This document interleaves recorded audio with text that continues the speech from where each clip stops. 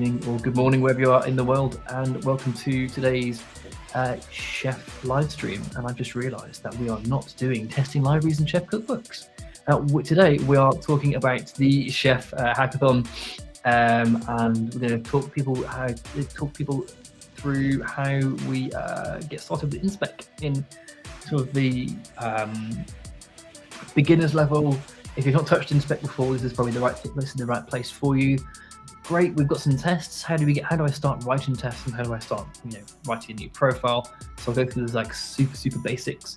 If you've got any more questions past any of the basic stuff as well, feel free to ask those in the questions and the comments there down the bottom. Just ask away basically. Yes. And in the meantime, I'm gonna go ahead and change our title from testing libraries and chef cookbook, because that was last week's. So. I'm already on it. No, do it. I can. Doing it. Doing that. All right. So apart from the hackathon stuff, we want to do a couple of things that are a bit more interesting. I know, actually more interesting than the hackathon. I really like the hackathon, so I'm like, I don't know what I'm talking about. Actually, just double check before I say this, because there were almost 300 people on the dev post earlier on. Right? Isn't it crazy? I don't know what's going on. We've hit 300. We've hit 300. We've hit 300? Wow. I genuinely never expected to hit 100. And then we blasted past that 1 week. We were just like, right, no. Someone was just like, hold my beer. I've got another 200 people. So that's pretty sweet. Yeah. I expect this is going out. Really exciting. And so I've just sent an email to the guy who writes DevOps Weekly. So hopefully we'll be on DevOps Weekly next week, and we'll get even more people to join the hackathon, which would be super cool and super interesting. If nothing else, you'll get some free swag, which I'm assuming at this point, the number of people who try and get first place is going to be mad. Which is pretty sweet. So. The competition is going to be stiff, I'm sure, with all of these people. Yeah. I definitely know two teams who are experienced with chef. Mm-hmm. So one of the team members is experienced with chef, but he's got a teammate who isn't experienced with chef at all, but can code like nobody's business. So they're really I think that's really interesting matchup. There is one of their team members has never touched chef before, and the one person's got all the ideas and was like, right, I've got this idea, can you make this a reality? That's awesome. And it's been going pretty well, which is pretty cool. For sure. I think that's going to be pretty great. I look forward to seeing all the submissions, because I honestly could not. I remember we talked about this. I couldn't really imagine, like, what would you do in DevOps Hackathon? And even from what I'm seeing, like, people talk about in our community Slack, like, folks' ideas, and some people emailed about some of their ideas, and I'm just like, wow, I couldn't even have thought of that. Yeah. Like, I mean, to be honest, even the idea of on every pull request, do something with and then donate to charity. And that's a mad little thing there. Yep. I like that. I'm gonna share our stream link on our internal Slack as well, because I reckon there'll be some people awake, and that'd be quite nice. So what normally happens, it definitely happens to me. In fact, I haven't had a notification yet because my phone isn't on me, but what almost always happens is we'll be 5-10 minutes into the stream, and then my phone will eventually ping, and I'll be like, oh, I'm online. Like, if no one else is getting notifications for 10 minutes, then we might as well just chill out. And I always say about a cup of tea is a hot chocolate. But hot chocolate sounds so good right about now. Yeah, I had some pumpkin spice black tea. I need some coffee. It's not really hitting the spot like I wanted to. Oh no, so we've gone for there's only two of us in the house that drink coffee at the minute, and we've gone from drinking half a litre to like 3/4 of a litre between us every morning. Just that extra bit more. Like, I finished my coffee, but I want a little bit more, so I'm like doing a bit more. in the morning. It was pretty good. Right. Yeah. But finally, sleep might be getting better. He seems to be pretty little kid. Oh my goodness. That's Finally. I mean, like, someone else. So I've got a 1-year-old at home. If no one's wondering at this point, because they want to stream at the minute. It's fine. But we've got a little 1-year-old, and he is happy to wake. He just doesn't settle himself in the night, or hasn't been settling himself. But in the last week, he's been like waking up and going, "Yeah, I just came back to sleep now." I'm like, "Sorry, who are you?" Like, it just kind of changed overnight. But he has started nursery, or daycare, so I think it's changing him maybe a little bit. So he properly starts tomorrow, which will be really weird. Shall we do pre-flight checks? Yes. I wonder if anyone's going to come along. Come on. I'm posting in this in a hackathon channel because, like, I literally some of our pre-flight checks. If you're not on community Slack, what are you doing? I'm trying to wake everybody up. Wake up, people! It's just I could hear the entire channel and see if they're. Yeah, I was trying to do that, but like my link that I'm trying to copy and paste and then replace your name with my name. But my name with your name. Let's just chill out for a bit.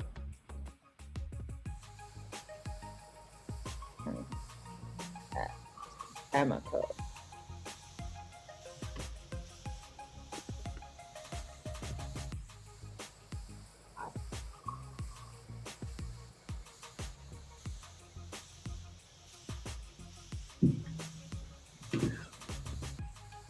This is not working out for me. Why?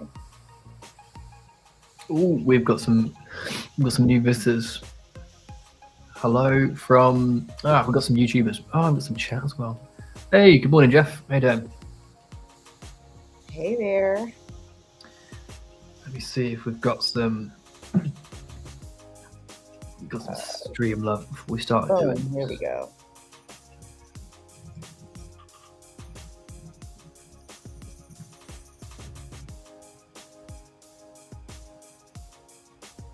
Hey, Jeff. Good morning.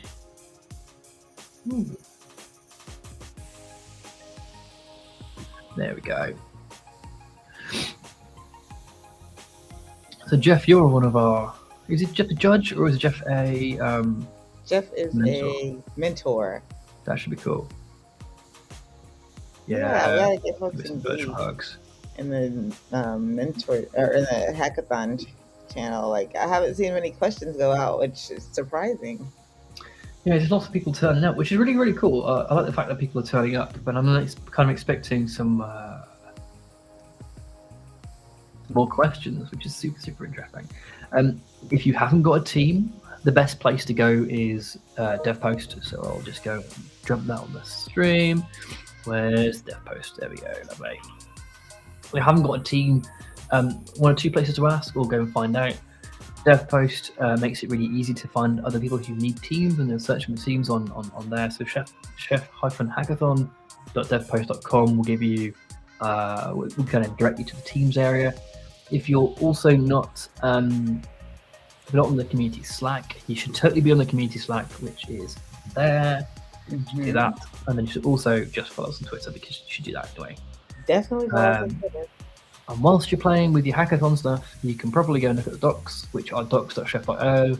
They're very, very helpful. They're improving all the time. We've just introduced some new InSpec resources into Chef. So if you're playing with InSpec waivers and InSpec inputs, they are now in Chef 17.5 as of last Friday, which is cool. I needed those about 2 weeks ago. I didn't know they were coming.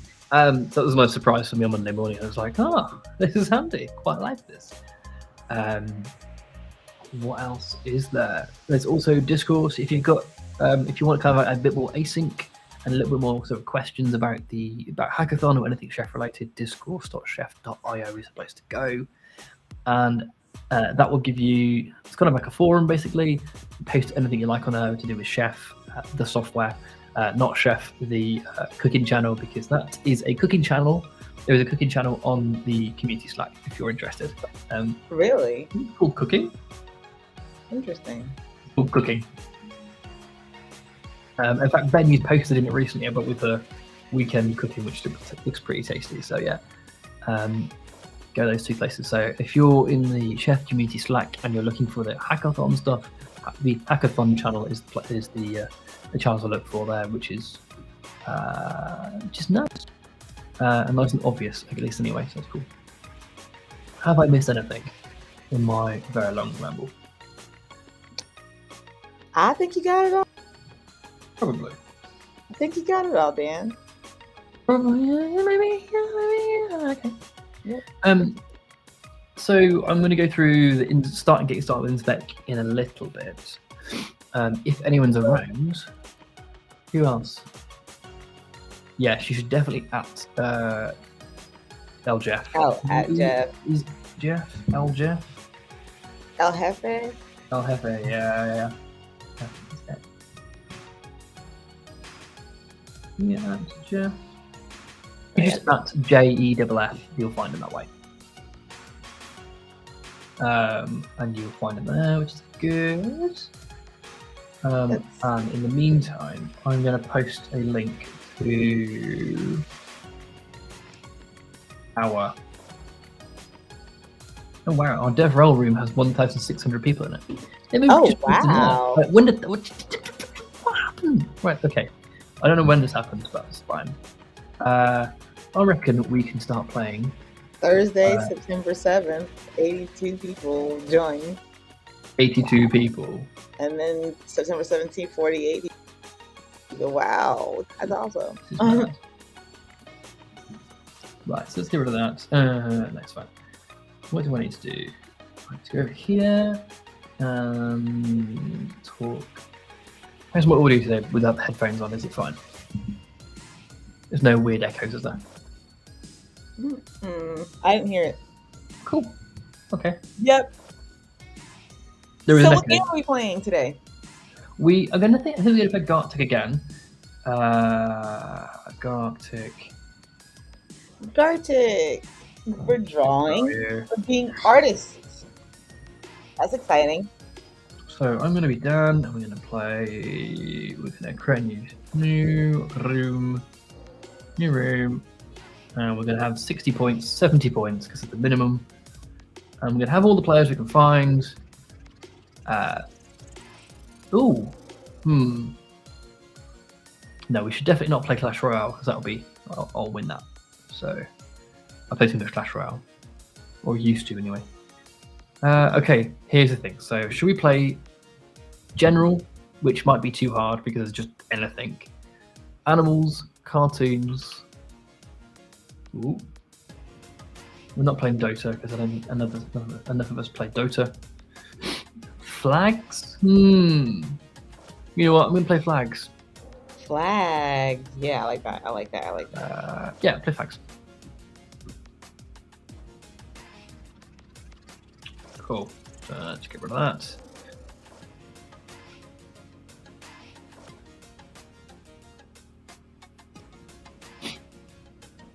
Cool. Uh-oh. Can you put that in Slack too? So that way... It's in the DevRel room. Okay, sweet. If anyone is not on... In fact, if anyone can't click the link in your respective streaming places, go to the DevRel room in community Slack and you should be able to just click on the link there. That should be fine. And hopefully, I'll see you in Gartic. And will now prove how terrible I am at remembering flags.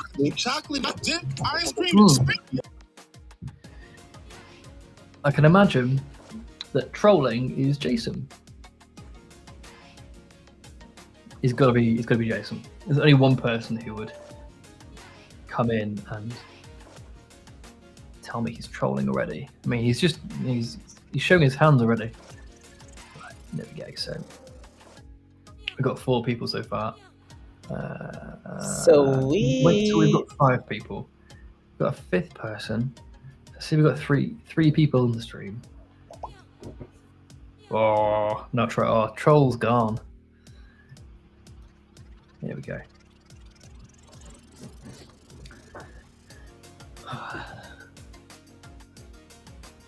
What's going to Yeah, we got. So that's the article that the troll has left the building. It definitely has. The article I linked to in Slack and everywhere is a really interesting sort of follow-up article, or a reverse perspective of what we were talking about last week with the Dora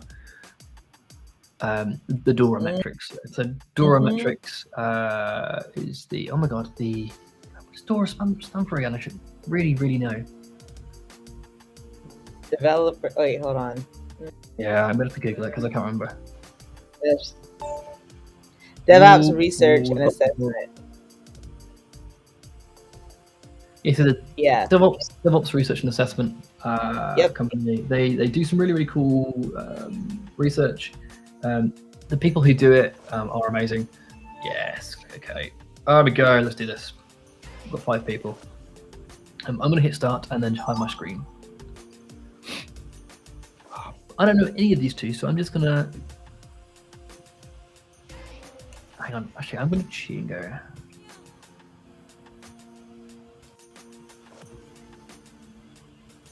Okay, so let's do that. And then... It's the wrong color, but it's close enough.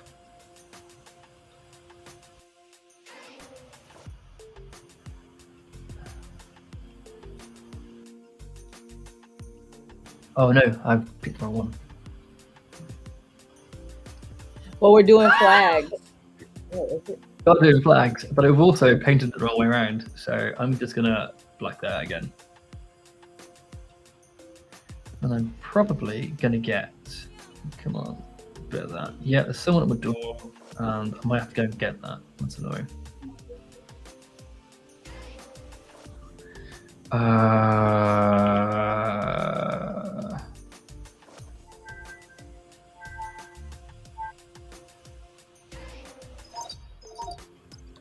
Cool.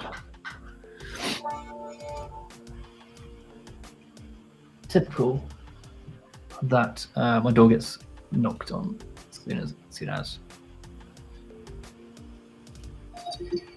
Cool. Right. I'm gonna.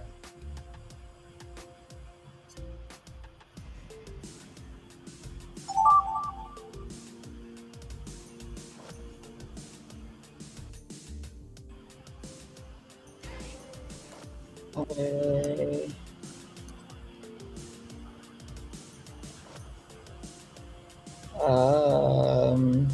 Gotta figure out what this one looks like first.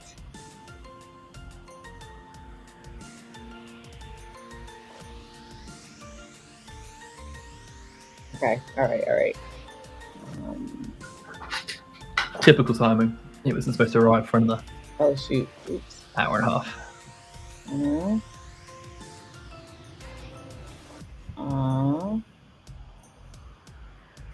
Okay.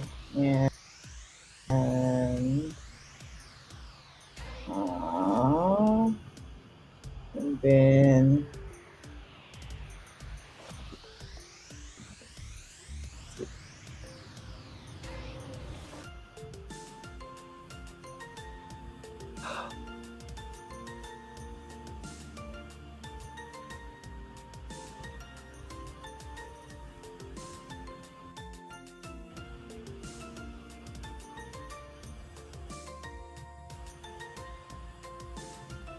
yep, that's it. Yeah.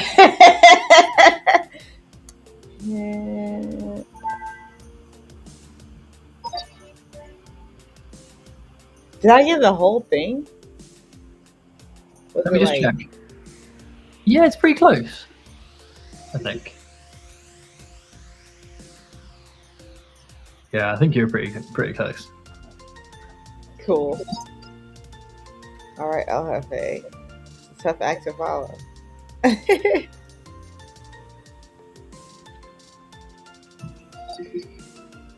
Uh-oh. Oh, Jeff didn't pick.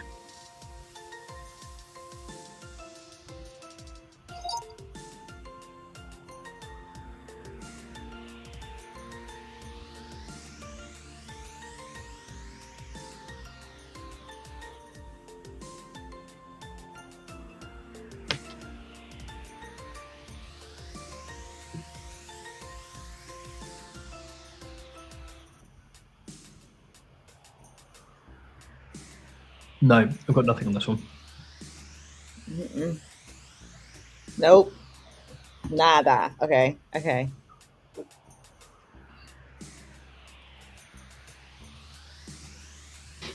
Oh no, I should know what this is.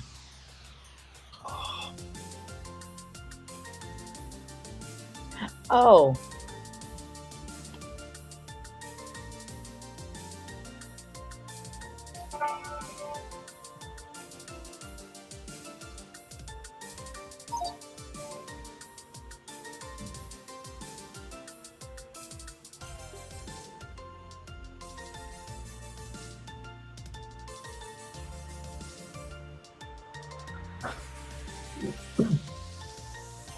That was actually really well drawn.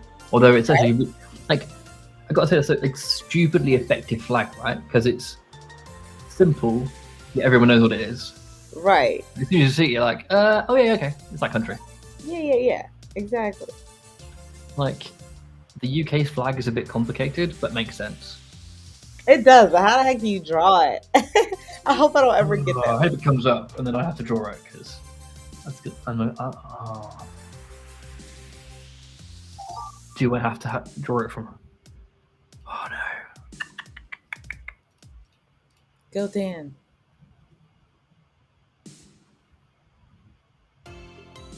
All right, what's right? Okay.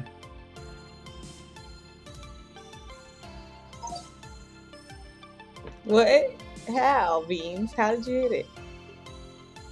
That one, and then do that. I did not, but it's fine because now everyone can figure out why I'm drawing this flag wrong.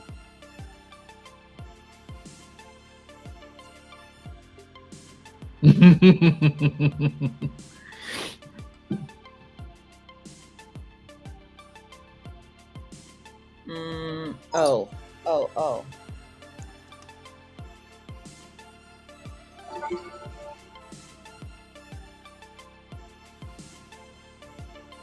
Whoopsie! Was not paying attention.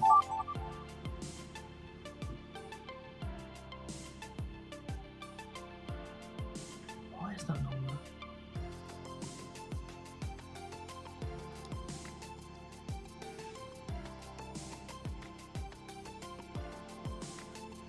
Okay, this is gonna be pretty not so bad. Okay.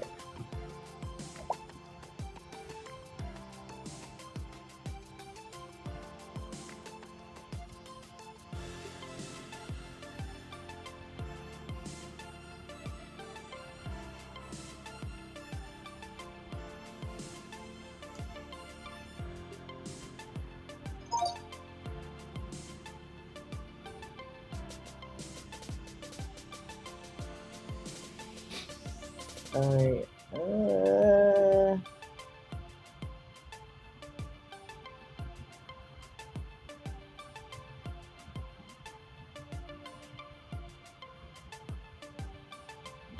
This is bad drawing. Well, I don't know how to get the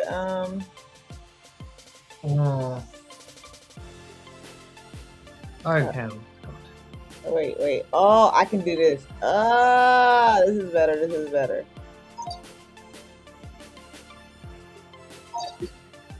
Everybody, yay! It took me a second.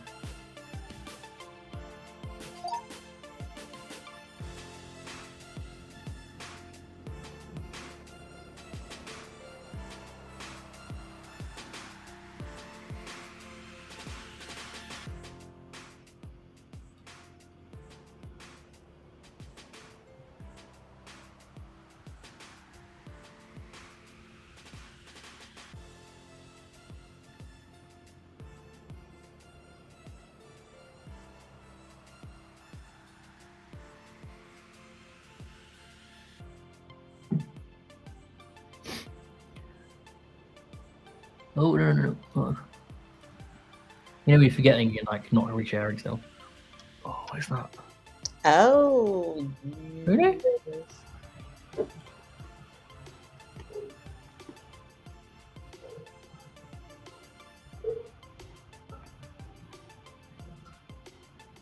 Oh.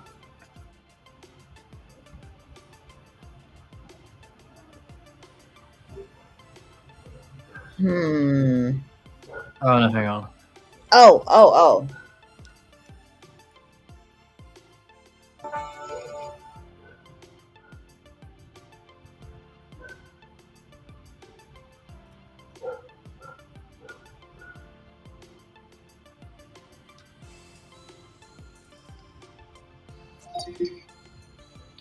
okay, it's Malaysia. Never got that. Did you get it? Yes. Come on, Bart. I'm taking the lead now, Dan. Move over. Oh no! When did this happen? No.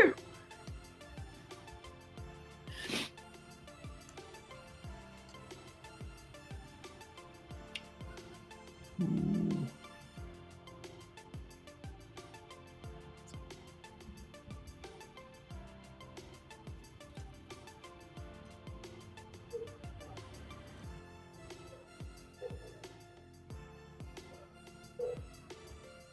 Okay.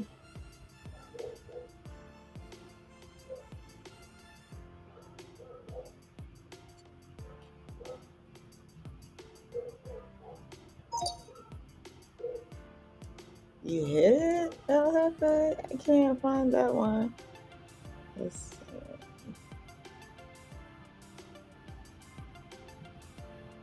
Oh.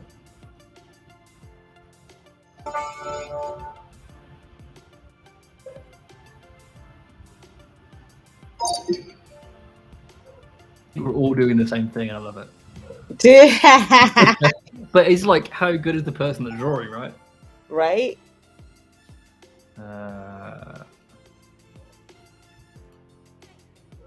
It is the turn of Dan.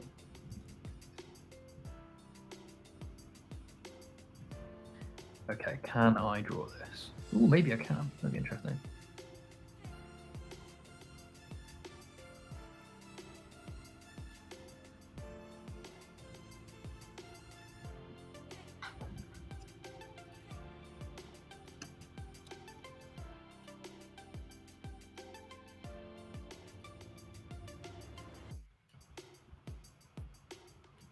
They are terrible, but I think everything's the right color.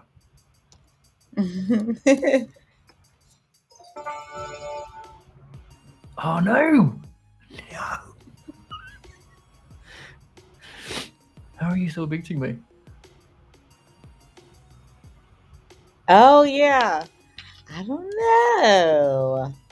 You can see the two of us who play too often. Yeah, or like neck and neck. What does this do? Oh, look at you! Look at you! Look at you! Oh, So you it's a get straight points when line. people hit too. Oh.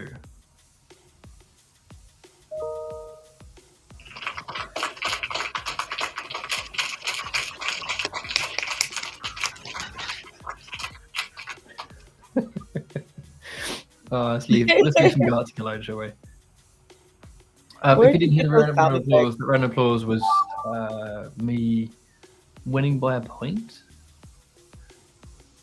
Or was I did I win by like 4 points or something silly? Yeah. I don't think I've actually won before. Right. So we have two options here. We can either jump straight into InSpec stuff. So if there's anyone around who wants to hear about InSpec, we can do that right now. Or we can go and wait for a little bit longer and we can go and talk about our article from today, which is and I'll post it in the chat. I think we should talk about our article so we could give some folks some time to rejoin and wake back up. Yeah, they might have lost a couple of people with the drawing, which is fine. So I think this is a really interesting article because lots of people lean on metrics as being a way to measure and target groups, and measuring is fine. So the DORA is all about metrics, and so one of their example metrics would be how often are you deploying a day. This is what we were talking about last week, which is how often are you deploying. One thing we didn't say is we had a product who was deploying let's say 15 times a day at one point, and then did once a month because it didn't need to be changed. There were some maintenance updates, and occasionally it would do a maintenance update. It got into a steady state. So actually, having a target of 15 deploys a month would be a bad thing.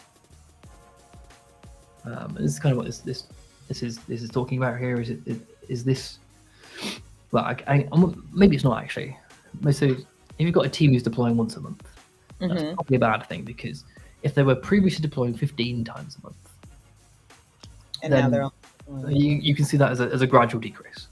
But if you're using them as OKRs, so organizational key, I don't remember what OKR stands for. Objectives and key results.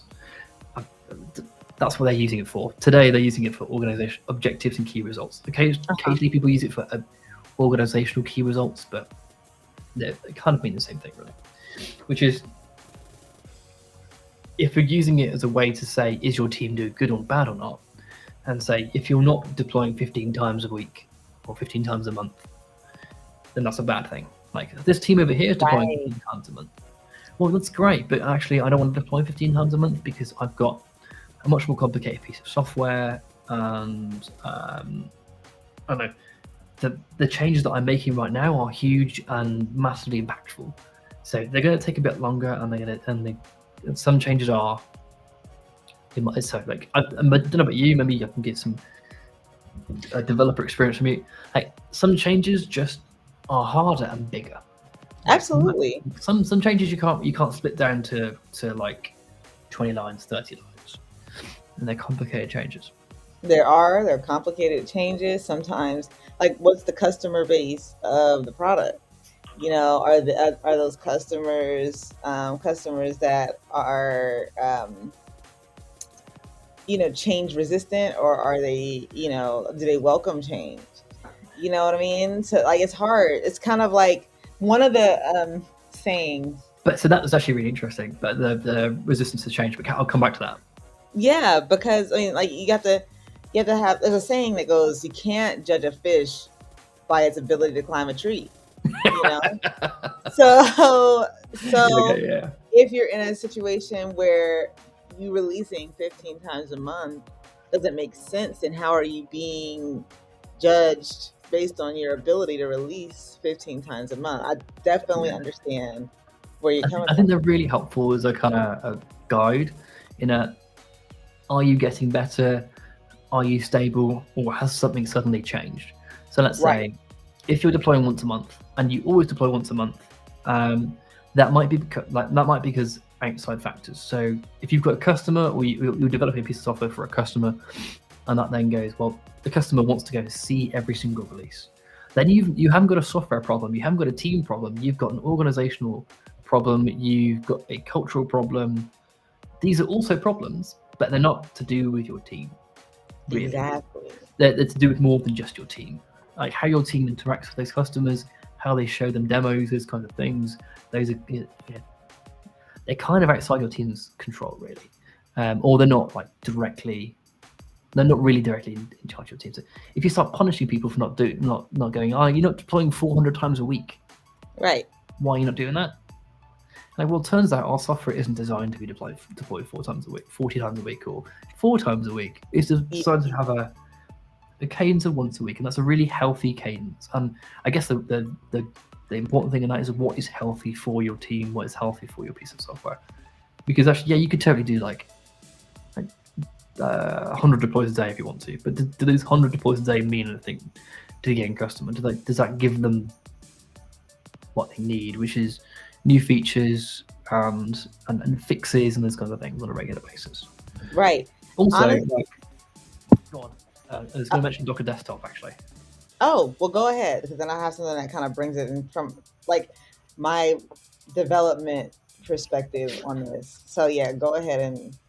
So if you've got customers who are like, so if you're deploying, let's say you're releasing Docker Desktop, which is my current kind of bugbear. I've seen some articles that are kind of similar to this, where if you're deploying and updating your software, and Docker Desktop at this point, on a really, really regular basis, so once a week is actually really regular, or maybe once a day, is having to restart your Docker daemon, having to get some new fixes out every day. And you're like, actually, I'm in the middle of work. Can you just stop doing this? I'm gonna. Right. And then people, if they say incredibly regular updates, and you're just like, I'm just gonna ignore these updates. And like, can I find a different piece of software that doesn't get in my way every week? Right. Like, that's negatively impacting your customers there, because you've been doing that. It's not silent in the background. So if it's a website and you deploy 400 times a day, no one gives a hoot, because it didn't impact. If it doesn't impact them, they like that. They could just see some new features come in, and then maybe you see some deprecation errors. And actually, they shouldn't see any of that. It should be like, if you're deploying 400 times a day, your software should be so stable that no one cares. No one sees it. Right. Fine. If you're deploying once a day and everyone sees it and everyone gets really annoyed, maybe once a day is too much. Mm-hmm. So it's all about scale, like what is good for you. All right. In balance. The I guess, I don't want to call it, I guess maybe software development equivalent of this is judging a developer by the number of lines of code they write. Yeah, I knew exactly where you were going. You said that. Yeah.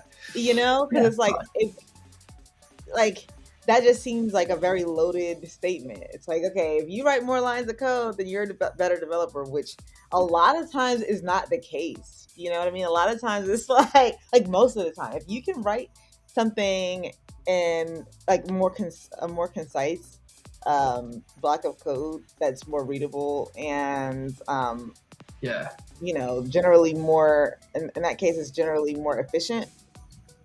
That is a better judge of what kind of developer you are versus, you know, how many lines of code that you write. So you just reminded me of a thing I tweeted out a while ago, which I probably can't find now, which is my favorite thing to do, which is delete lines of code. Probably on this topic as well. Like, so if I was paid by lines of code I added, I would have been paying people at one point, because I think I removed 20,000 lines of code. Mm-hmm. It was like 20,000 added, 40,000 deleted. It was a weird refactor. Yep.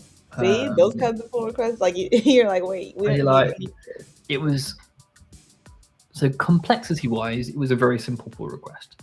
Mm-hmm. Lines of code changed enormous, obviously. And it was like, no one wants to go see that. Well, hang on. So March 5th, 2019, I deleted 3,000 lines of code and added 6. Oh, wow. And it's pretty regular for what I'm doing in the ops world. It's like, we don't need this bit of documentation anymore. It's irrelevant. Or it turns out, like when we do the Java cookie the other day, we refactored a method that was this long into this long. It turns out we didn't need half of it, and it was fine. So yeah, if you do measuring by lines of code, it's crap, right? Right. So that's the similar measurement. It's a similar, you know, criteria. But they're kind of a good indication of whether you're doing good or not. Like, it's not a good indication at all. Well, no. I mean, so the lines of code is terrible, but if you're deploying, your deployment frequency is all relative, and like you need a lot of context around it as well. Right. Also, these metrics shouldn't be used to beat people over the head. I think that last point is exactly what this article is trying to get at: is don't beat people over the head with OKRs just from DORA metrics. Right. Like could you increase development, like deployments? Or we could increase deployments by 100% and go from 1 to 2. Right. And that would be enough. And that might be too many, or that might be not enough. Right. That's but the deployments are not really the thing you want to improve, I guess. It's like they're a measurement, they're a thing you can measure, but not the thing you're aiming for. The thing you're aiming for is end user happiness, end user like customer satisfaction is the end of the goal. People using your software, using your new features, this kind of thing. Right. And if no one's using the new features, then why are you doing that? But if you can get your new feature out there in a stable fashion, let's say you hide it behind feature flags and you enable some features for some people and then not other people, then you can have that feature out quite regularly, and you can improve that feature for a few people for 10% in population, and then do that with the feature flag ways. But then again, when it comes to like enabling that for everybody, and the feature flag can be enabled for everyone, and then turns out it's like a 10-line change where you just delete the feature flag and it's enabled by default. Like that's a one commit change that has enormous impact on your entire customer base. So you're like, yeah. So like rolling out small changes and then eventually doing your feature flip change is not like the impact on those two things are not the same. So right. So you got to take this all with a pinch of salt, I guess, as well. Yeah. Definitely take those types of things with a grain of. You can't be like, oh my gosh, I don't, deploy 15 times a month. I'm a terrible DevOps practitioner. Like, don't even. Those types of things do get people in their feelings too. Everybody wants to be a 10x developer. They really do. Everybody wants to be like the unicorn in the room. Right. Let me see. Whilst I'm talking now, whilst you're talking, I'm just trying to get my demo ready. Oh, okay. I can't use my computer anymore. So, cool. Monitor F9 first. Yeah, I totally agree with the last paragraph of this article. It's all about. It all starts with building culture. I mean, yeah, you build a culture of folks. I mean, you hire the right people. Build a culture where you work hard and are rewarded, then generally it works out. Yeah, so I think it's CAMS, culture automation.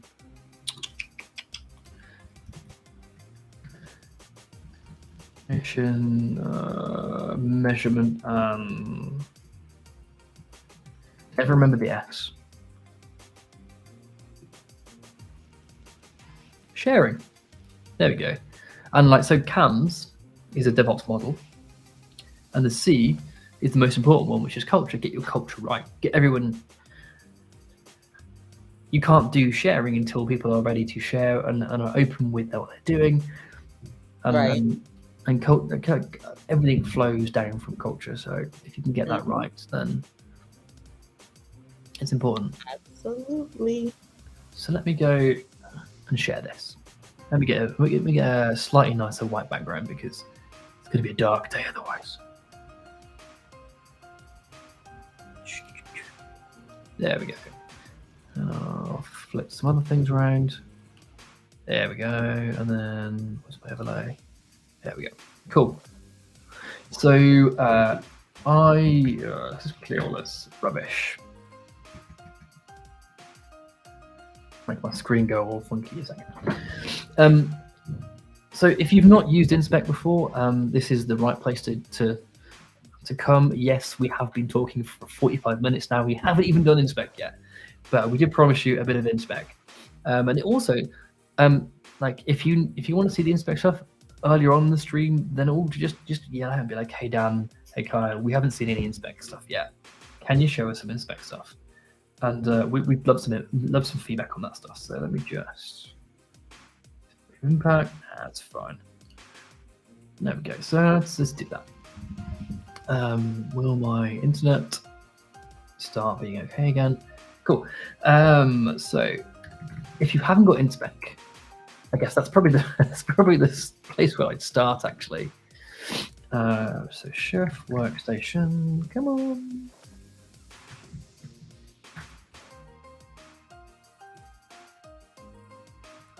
So first of all, you're going to need Chef Workstation. It comes with all the tools you'll need for the hackathon. So if you're using Habitat, it's in there. If you're using Chef Infra, it's in there. If you're using Chef InSpec, it's in there.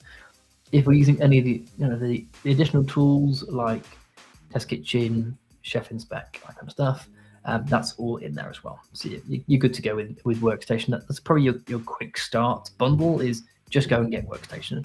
Dump the link in the chat. But there we go. There is our there's our little link there. So what I'm going to do is InSpec init, and then I'm going to init a profile. So a profile is an InSpec profile is a collection of tests, and that's probably the easiest way of doing it. And that target a particular thing. So let's just do InSpec init profile my first test. It's going to go off and create a directory called my first test. And it's thinking, I'm going to complain about Nokogiri because I've apparently done something with Nokogiri at some point, but yeah, it's fine. It's creating a new README because READMEs are incredibly important for any test controls. And there's a control directory where one of our tests will live, and there's an example test under controls example, and the InSpec metadata file, as it were, so it kind of tells InSpec, the InSpec runner, what this profile does. So let's start there actually. If I open up the and I'll just jump across to reshare my screen and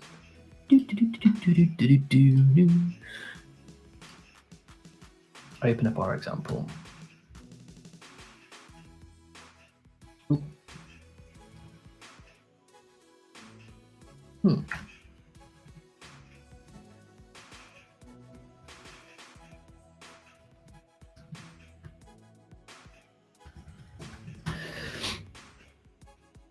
I'll ignore that for a second. So we've got controls, our InSpec, and our README. We would normally say, let's say we're just doing in fact, this InSpec profile is the, I'm going to test my local machine. So I'm going to do macOS InSpec profile. This profile tests things on my local machine. Here we've got our name of our profile, so we can go and grab it later on if we need to from other profiles. A friendly title, a maintainer, some copyright stuff. So the usual SPDF copyright stuff, and then copyright email. So if anyone needs to email the authors about this, then put it in there. And then we've got our license, and then some summary stuff, and then versioning. We can also have other things in here like inputs, which we may or may not get to today. In fact, we probably won't get to today because I'm going to leave it lovely and simple. And that's pretty much what you need. We don't need anything else there. You probably want to change all the authors, so the maintainer and the copyright and the summary, but I'm not going to do that today. I'll leave that to the reader. So get rid of this because doing this. I really like, and I would always recommend people do this, is you can add controls. So if you do describe blocks, those are the tests. Those are where the actual test functionality lives. But I always really like, I always highly recommend doing impacts, titles, and descriptions, or desk here. And the reason for that is you can give lots of metadata around it and describe what a test does and why it does it.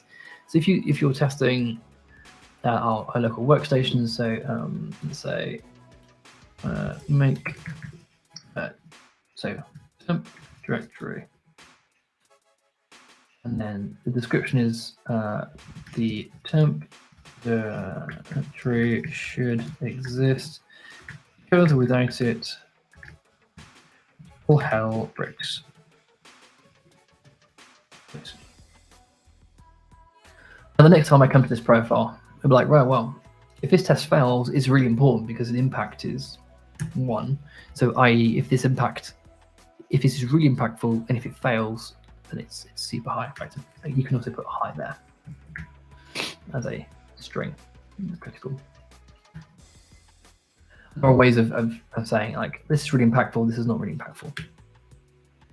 So impact, title, description, and this is the most important field for me, for later on you as well. Like why is this here? Why do I care about this test exists?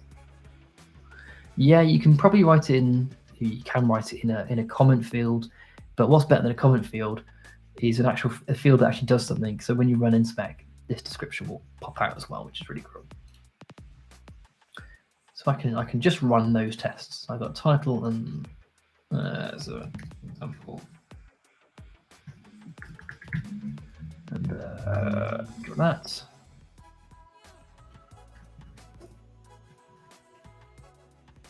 I'm going to run InSpec in sec, and it's going to be as simple as that.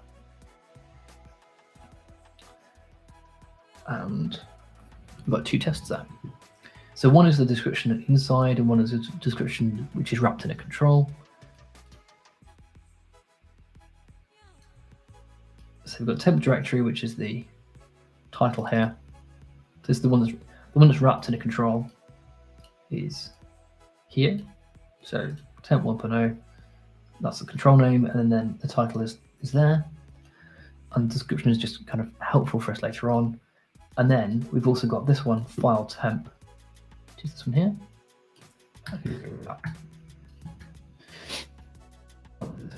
You can be really use just a shorthand describes, but I really like adding some extra metadata, and I could always recommend doing that with it.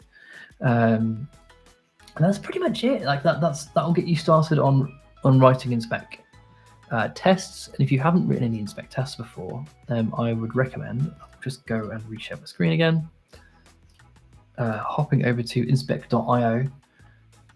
So for inspec.io, I'll redirect us to our community site, and there's a bunch of information here, and then I would throw ourselves directly into our docs, which is docs.chef.io/inspec, and that'll say docs.chef.io, which is what we mentioned earlier on. There we go. And then just /inspec, and that'll get you there. So if you haven't seen, if I've been going too quick, and the InSpec profile stuff is, you want to read it over and really mull it over here. There's a getting started with InSpec page, and that's cool.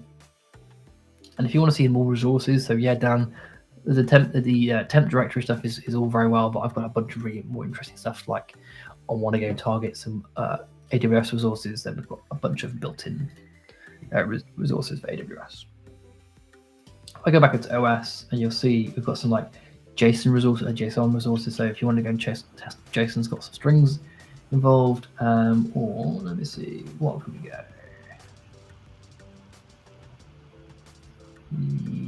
Service resource. So let's say if a service is started, stopped. Let's say you were maintaining some services on a box, and we need to make sure that a service is stopped, then this will do it for you. Under the hood, it will talk to upstart, sysv, systemd, run it, and all these other things as well. So that's fine. You have to worry about how it's implemented. InSpec will worry about how to figure that out under the hood. You can just do describe service, put in the service name, and then you can figure that out there. This is actually lovely, really well documented. It's a really nice sort of low on ramp into getting testing, getting started. Let's go. There's a real set of examples here. So here's an example of 2 back to back. So but ClamAV package should be installed, and there's a particular version. And then our service ClamD, which is our Clam antivirus, it should not be enabled, should not be installed, and it should not be running. So these are obviously they would conflict with each other, which is not great. But you could say it should not be installed or should be installed, and there's some nice things there. And for basically every single one of our resources, there's usual matches. So be enabled, be installed, be running. These are the things that are specific to the service resource, but there is also a matches section for every resource. So let's say describe file, its size should be, and this is you can then use a comparison operator. So if it comes back with an integer, you can then say this integer should be more or equal to than this other integer here, or so the should be area. Let's say proc CPU info came back with the value 2. or 11, for example there. So it came up with the value 11, so the size should be 11, should be more than 10. That should be good. Yep, that's fine, 11 there. And then should be, so the 11 should be less than 1,000. So we're all good there. Okay. Comp is less restrictive, and I think I'll let you play with what works for you in particular scenarios. I don't use comp that much, but you'd have to cast or to, if you're comparing a string to a integer, it will figure that out for you and then like cast it for you. It'll do a bunch of magic for you. Actually, there we go. I didn't even get the explanation. So compare strings and numbers. So you can say, if you're using equals, so there's kind of a strict equals, let's say 2 here. So 2 should equal 2. They both have to be either an integer or a string. Right. Using comp, you can do both of those things. So the string will compare with the string. The string will also compare with an integer at this point as well, which is kind of nice. Sweet. And they're also not case sensitive, which is maybe what you want as well. I never use comp, but there are some circumstances where you'll love comp and that will work really well for you. And again, recognize version enabled strings. There's some really powerful stuff it can do. I don't know why I don't use this, but comp is pretty sweet under the hood. I will let you figure out the long and the short of what comp does. And equals is if you've come from InSpec, you'll understand what InSpec really is. And then include is kind of like a Ruby include. So if you've got an array list, so if you've got foo equals and then array, I might have an example later on. I'm just going to bring up the Java code that I was playing with a minute ago. Kind of a different example from a Ruby perspective, if I can find it. And yes, this is very broken at the moment, so don't worry about it. I want to jump to OpenJK. Was an array of numbers here or integers, and then what I do and then end up doing is if my array includes version. So that looks a lot like include here, just without the question mark. Okay. So pretend so the first half of it is the thing you're comparing with, and that kind of like gets inserted before the operator word, so include, be, equal, that kind of stuff. So array should include my user. So you've got an array of users, you want my user to be in that array, then that'll work there.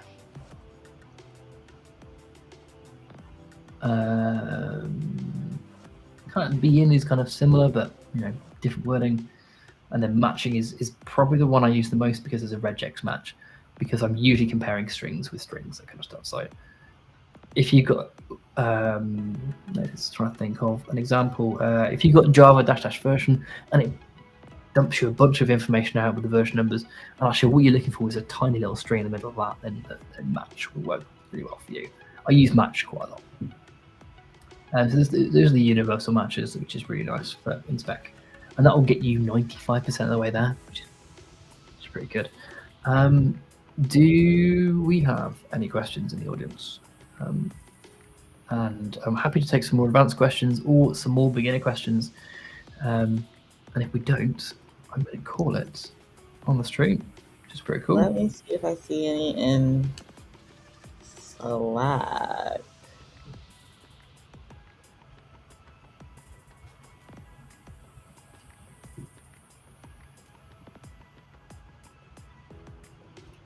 Doesn't look like there are any in Slack. I think so.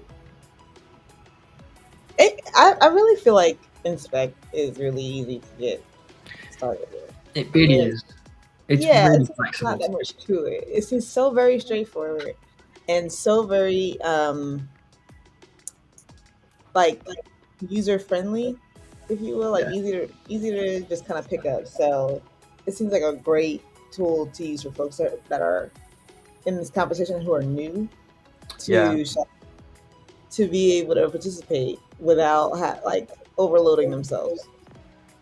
Yeah, there's a whole host of things you can check. Let's say like you want to check an SSL cert is not available. Then maybe you want to make like sort of wrap something. You want to have a script that wraps InSpec that periodically checks that a certificate isn't expired. Like those kind of things will be super easy. Yeah. Let me just actually. I'm saying this. Can I check certs? I want to say I want to check certs, but I can't remember if I can do that. I said this no. I'm going to find out. This is.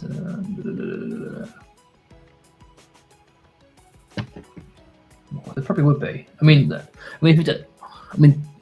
if none of these resources work, then you can always like shell out to the command resource and then like make sure it works that way, or make a HTTP request.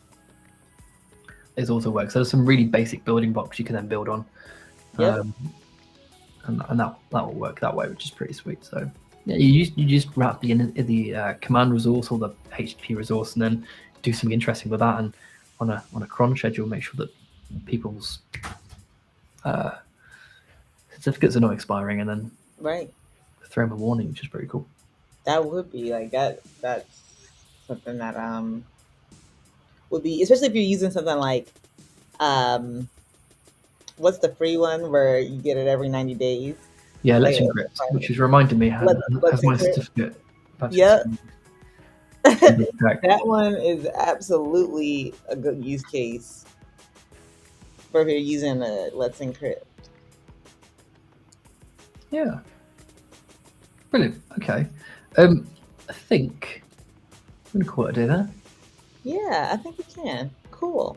All right. Thank you very much for joining us on stream. I will catch you on Thursday. Bye. Bye.